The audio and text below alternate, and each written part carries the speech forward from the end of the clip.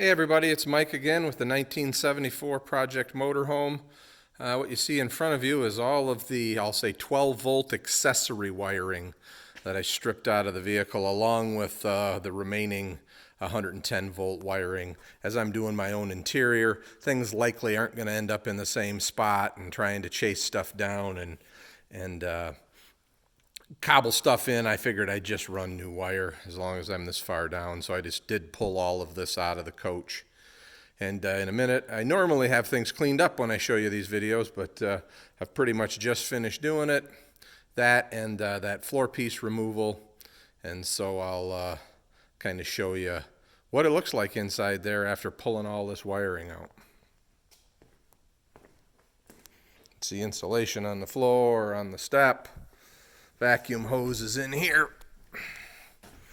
There's the two rails that I talked about that were held in with the Phillips screws. Those actually came out very well. A couple of the bolts broke. Only one of the Phillips heads stripped. Of course, it was the one right here in the corner by all this piping, and I had to drill that one out. But other than that, they either came out or broke off, and I'm always happy with either one of those. I did, like I said, if you look around the coach, basically all of the 110 and all of the 12 volt accessory wiring is gone. You can see the actual vehicle wiring back there, and you can see coiled up 12 volt hanging from one of the fantastic fans that's going to remain. I removed it from that fantastic fan because it's going to go away. I did, although the air conditioner is going to stay, I did strip out the wire for it. It had a junction box right up here, and I didn't see any need for that. I'll run one wire directly back. That way you got no connections, nothing to worry about hidden in the ceiling. You can see there was 12 volt wiring here in the walls. That's gone now, and there's that front piece is finally out. You can see the exhaust system under there, the emergency brake cables. There's those heater hoses that were mentioned in the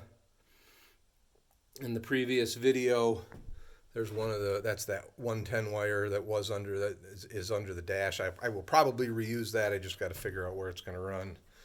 There's some speaker wires that were run, and I'm hoping to just use the speaker wire that's in the original GM harness, but if not, I'll have to run some new.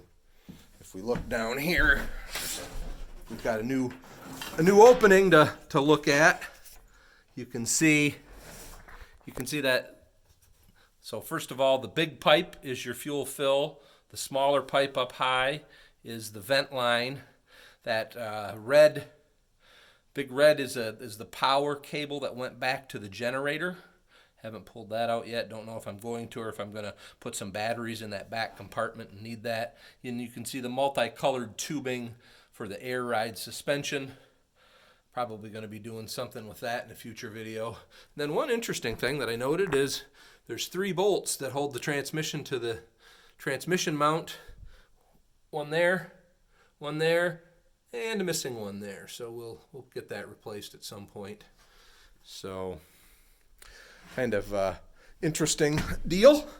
I did go to the Mid-State Bolt and Screw, which is my supplier of fasteners in the area, and got a bunch of stainless fasteners to use. It was actually at Lowe's that I got some drill point fasteners, and I can walk over and show you some of those in a minute, but I tried one right here. This board is a little bit loose. You can see right there I drilled one in, worked really well, so I'm probably going to do maybe 6-8 of them across that piece right there. And I bought some that could go through the 1/4 inch and some that could go all the way through the 3/4 or 1 inch to anchor things down. Stepping back out here. This is the piece that actually came out, and it's not in horrible shape. Some rot, in the 1/4 inch piece here, and you can see where this is a full 1 inch. It was ripped down for the thickness of the aluminum there, and then it was ripped to that 1/4 inch that laps over. So, and then there's the There's where the body mounts were. There was a piece of sheet metal screwed to the bottom of it for as a heat shield for the muffler. I'll do something like that again. You can see another area here that was kind of right in the center, right behind the engine. It looks kind of punky and rotten. So good thing we got it out of there. We'll get a new one in. Walk back here. Shop is a little dirty right now.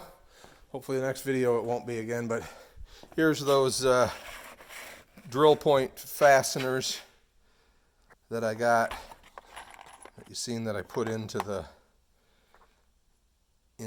floor. And then I bought some, these are the shorter ones that I bought for the